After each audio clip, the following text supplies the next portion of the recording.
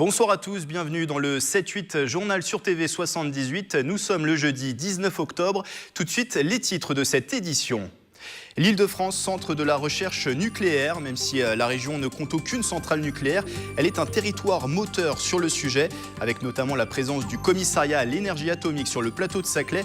Quel est le niveau de sûreté des installations nucléaires franciliennes? Le point dans ce journal. Découvrir le centre de formation des métiers du BTP à Trappes. L'établissement ouvre ses portes au public jusqu'à demain afin de présenter ses filières. Environ 200 apprentis et stagiaires y passent chaque année. Le bâtiment et les travaux publics, un secteur qui recrute en ce moment. Et puis c'est ce samedi à Mantes-la-Ville, le Secours populaire des Yvelines organise son congrès départemental. Il a lieu tous les 2 ans et sert à faire un bilan de mandature ainsi qu'à renouveler les instances de l'association. Pour en parler, Pascal Rodier est notre invité, secrétaire général de la Fédération des Yvelines du Secours populaire. Mais avant de développer ces titres, séance extraordinaire du Conseil communautaire de l'agglomération de Saint-Quentin en Yvelines. Les élus doivent élire ce soir le nouveau président ainsi que son exécutif. Le vote se déroulera à bulletin secret. On connaîtra donc le nom du successeur de Michel Laugier, qui a dû démissionner après avoir été désigné sénateur en septembre dernier. Il présidait Saint-Quentin en Yvelines depuis 2014. Sauf grande surprise, pressenti au poste Jean-Michel Fourgousse. Le maire d'Elancourt a été choisi comme candidat de la majorité de droite après une primaire interne qui s'est déroulée il y a quelques jours. Et dans l'actualité aussi, une grève à l'appel de l'ensemble des syndicats de la Poste. Ce midi, une cinquantaine de personnes s'est rassemblée devant la direction départementale située à Guyancourt. Les différentes organisations syndicales, CGT, Sud ou France Ouvrière, dénoncent des pressions. Elle cite le cas de Vincent Fournier. La direction lui reproche des prises de parole dans des centres courriers des Yvelines. Ce délégué syndical a fait donc l'objet d'une procédure qui pourrait conduire jusqu'à un licenciement. On l'écoute au micro de Camille Lambert. Pour nous, c'est une évidence qu'on peut rentrer dans les centres, ça ils ne le contestent pas, mais évidemment discuter avec nos collègues et parler avec eux. Enfin, c'est l'essentiel de notre activité, c'est la liberté d'expression, c'est la base pour un syndicalisme. On espère peser du coup sur la direction départementale afin qu'elle renonce à cette procédure disciplinaire, parce que c'est une possibilité qu'ils ont encore. C'est qu'il n'y ait pas de suite et pas de convocation en conseil de discipline et que ça s'arrête là. Contactée par notre rédaction, la direction de la Poste n'a pas souhaité s'exprimer étant donné que l'enquête administrative est en cours. Quel est le niveau de la sûreté nucléaire en Île-de-France? Le sujet est évidemment sensible, même si la région n'abrite sur son territoire aucune centrale nucléaire. Elle reste un moteur dans le domaine de la recherche. L'autorité de sûreté nucléaire a présenté ses résultats pour l'année 2016 et c'est loin d'être totalement satisfaisant. Les détails de Nicolas Kirillovitz. Bilan moyen pour la sûreté nucléaire en Île-de-France selon l'ASN. Si la région ne dispose pas de centrale sur son territoire, de nombreuses installations sont en revanche présentes pour la médecine, le traitement des déchets nucléaires ou encore la recherche. D'ailleurs, l'ASN pointe du doigt dans son bilan 2016 l'une des installations situées dans l'Essonne, le CIS Bio, une usine qui produit des médicaments radiopharmaceutiques et qui présente des défauts d'exploitation depuis plusieurs années. C'est des défauts de rigueur, finalement, des défauts d'application des procédures qui manifestent sans doute des défaillances d'organisation, des défaillances dans la manière dont l'exploitant est organisé pour conduire son installation. Mauvais point aussi pour les installations basées à Fontenay-aux-Roses. L'ASN ne considère pas le niveau de sûreté pleinement satisfaisant sur place. Bilan favorable en revanche pour le CEA de Saclay et l'ensemble du nucléaire de proximité qui concerne essentiellement le secteur médical, même si l'utilisation des appareils radiologiques peut être aussi améliorée. Et des travailleurs qui ne se protègent pas suffisamment, ne sont pas assez formés et utilisent à mauvais escient parfois leurs appareils, ne sachant pas les régler pour optimiser vraiment le compromis entre une irradiation minimale et une qualité d'image suffisante pour réaliser le geste. En 2016, l'autorité de sûreté nucléaire a effectué plus de 220 inspections sur site en Île-de-France. Une quarantaine d'incidents mineurs lui ont été signalés. Je vous le disais dans les titres, les métiers du bâtiment recrutent et surtout son centre de formation de Trappes. Il cherche des apprentis en CAP, BTS ou Bac Pro. L'établissement organise des journées portes ouvertes jusqu'à demain. Camille Lambert nous amène découvrir ces lieux. Maçon, peintre ou canalisateur, ici tous les corps de métier du bâtiment sont réunis. Au cœur de la zone d'activité de Trapellancourt, le centre de formation des métiers du BTP accueille chaque année environ 200 apprentis et stagiaires. Parmi eux, Boubacar, élève depuis 2 ans. On a pris beaucoup de choses ici. Ils nous apprennent à poser, à faire la peinture aussi. Et les cours de technologie, il y a beaucoup de choses à respecter aussi. Les jeunes sont acteurs, ils dessinent et mettent en place le chantier après avoir eu des notions en technologie et en lecture de plans. On leur apprend justement cette autonomie. Ça va permettre aussi aux jeunes d'avoir un peu plus confiance en lui et de présenter ses idées, car sur un chantier, tout le monde a le droit de s'exprimer. Des connaissances mises en pratique en entreprise. Durant leur formation, les élèves sont en alternance. L'établissement organise des journées portes ouvertes pour faire découvrir son offre et ses métiers, souvent méconnus mais nécessaires. La main-d'œuvre vient souvent à manquer. Malheureusement, il y a très peu de jeunes qui viennent dans le métier. Dans les métiers du bâtiment, on pense à des métiers qui sont pas forcément dans lesquels on travaille dans des conditions qui ne sont pas forcément plaisantes. Et pourtant, on a besoin aujourd'hui de professionnels. L'année dernière, j'avais fait un petit truc pour façadier. Après, j'ai demandé de faire CAP par. Après, ils m'ont accepté. Depuis que j'étais petite, je voulais faire la peinture. Le centre espère recruter une 50aine de jeunes pour compléter ses effectifs. Il est à découvrir jusqu'au vendredi 20 octobre. C'est un passage obligatoire dans la vie du jeune Français. Une journée défense et citoyenneté se déroulait hier à Versailles. Elle remplace l'ancienne JAPD mise en place en 1997 après la fin du service national. 36 Yvelinois y ont participé hier. Au programme, les traditionnelles présentations des militaires et le test de français, mais aussi une première. Les participants ont pu assister à une audience au tribunal de grande instance de Versailles et ensuite poser leurs questions aux magistrats. Vertu pédagogique pour comprendre le fonctionnement de l'état de droit. Propos collectés par Patrick Jacques de Dixmude et Axel Debel. Toucher du doigt le fonctionnement de notre justice, le prévenu qui se présente à son juge, le procureur qui lui adresse les reproches et qui fait son réquisitoire pour réclamer une peine, et puis son avocat qui prend sa défense, le prévenu qui a l'occasion de se défendre, de donner son point de vue sur la chose, et le juge finalement qui va délibérer en son intime conviction avec ses assesseurs. Voilà bien le fonctionnement de cette justice qui est expliqué aujourd'hui à des jeunes qui avaient en moyenne autour de 17 ans. Pour moi, c'était une première. Je trouvais ça plutôt intéressant. Surtout aussi, par exemple, le greffier, comment il résumait un peu l'histoire, par exemple, de l'affaire. Et ensuite, comment ça se déroulait avec les avocats qui défendaient l'accusé. Et justement, tout le déroulement, j'ai trouvé ça très intéressant. La journée défense et citoyenneté s'est terminée à la CCI Versailles-Yvelines. Les jeunes ont reçu un diplôme symbolique qui leur permettra tout de même de pouvoir passer à l'avenir tous les examens d'État comme le baccalauréat ou encore le permis de conduire. En 2015, près de 26 000 franciliens ont été suivis par la PJJ, la protection judiciaire de la jeunesse. Elle est chargée de l'ensemble des questions qui relèvent de la justice des mineurs. Dans les Yvelines, on compte 5 sites, dont celui situé à Villepreux, une unité éducative d'activité de jour. Cette semaine, elle ouvrait ses portes. Patrick Jacques de Dixmude et Mélanie Poquet. À cette coiffeuse, on travaille l'image de soi. Une étape pour l'aide à l'insertion, l'une des missions de l'unité éducative d'activité de jour de Villepreux. Notre directeur interrégional, M. Simon, a souhaité il y a quelques années que ce lieu de Villepreux soit rénové et réorienté vers un lieu d'insertion, mais spécifiquement en prenant en compte l'ensemble de ce qu'on appelle la santé au global, c'est-à-dire le bien-être. 24 jeunes de 16 à 18 ans peuvent être reçus en continu.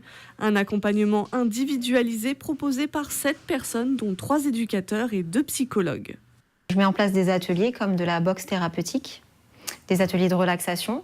Je peux aussi être avec mes collègues sur des ateliers de valorisation de soi, sur les groupes d'échange aussi, qu'on fait en partenariat avec une éducatrice, des photolangage, de la vidéo, voilà, et des espaces de parole par an.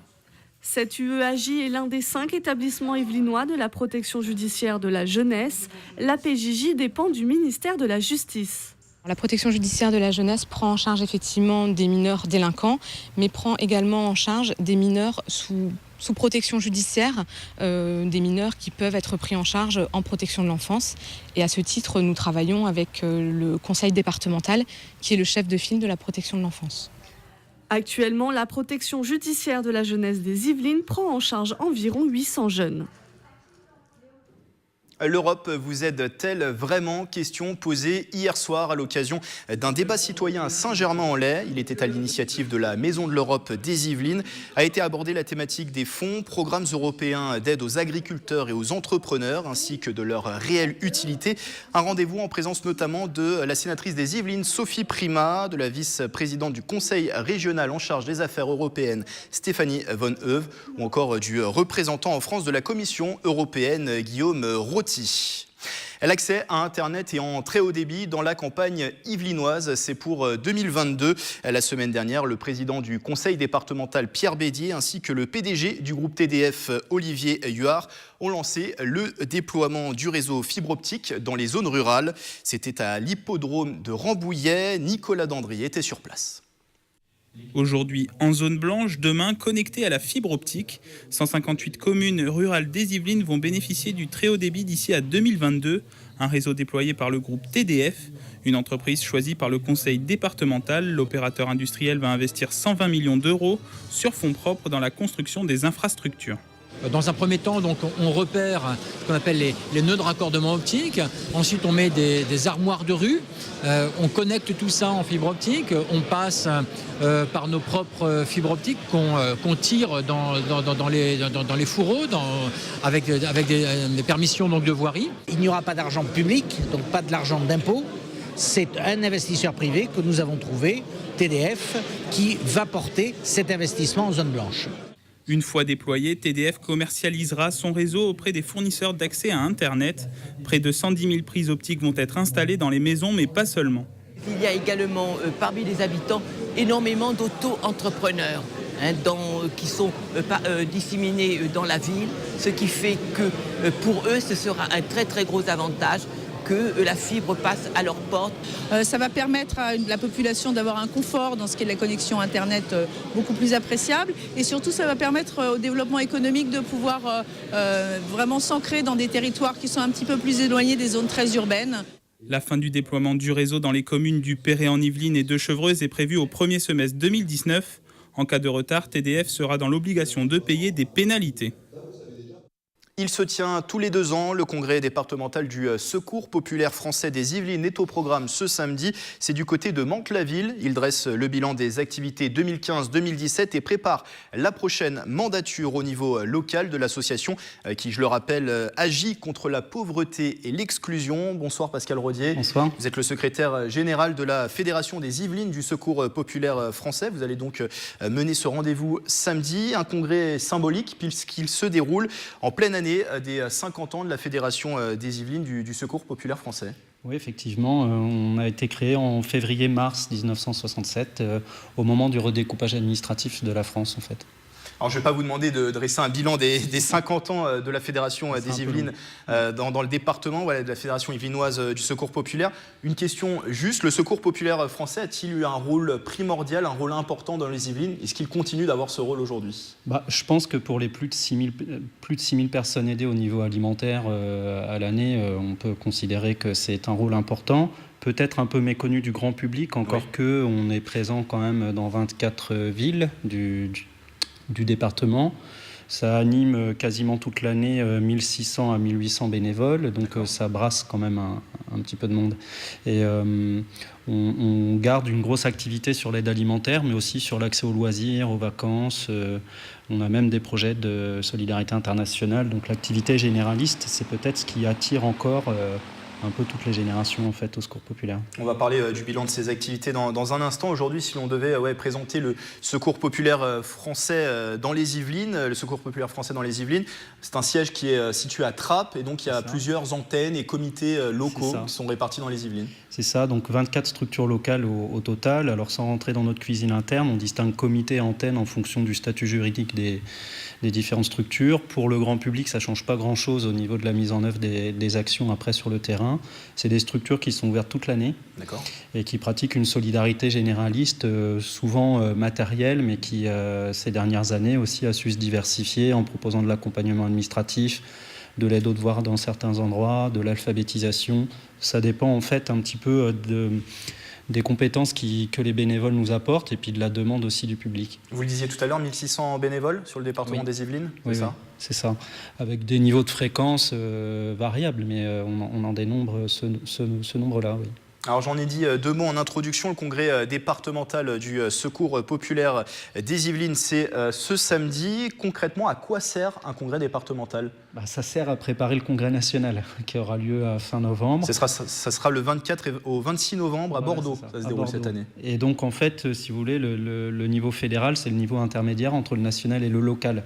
C'est-à-dire que précédemment à notre congrès départemental se sont tenues des rencontres de collecteurs, donc des rencontres de bénévoles dans les antennes locales et des assemblées générales de comités locaux où ils font à peu près le même travail qu'au niveau départemental, mais sur une focale plus resserrée. Et donc à tous les niveaux de l'association, on renouvelle les instances de direction.